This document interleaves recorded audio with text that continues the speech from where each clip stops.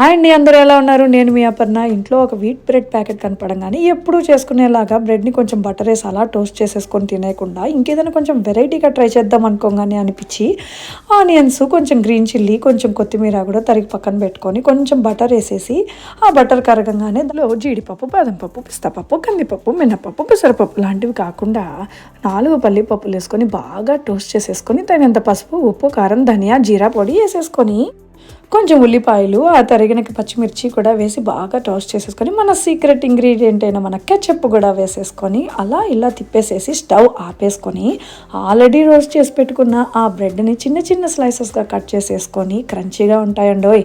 వాటిని అదే ప్యాన్లో వేసుకొని కిందికి మీదికి పక్కకి వెనక్కి అలా అలా పొర్లి చేసుకొని ఒక్కసారి బౌల్లోకి తీసుకొని తింటే ఉండిందండి.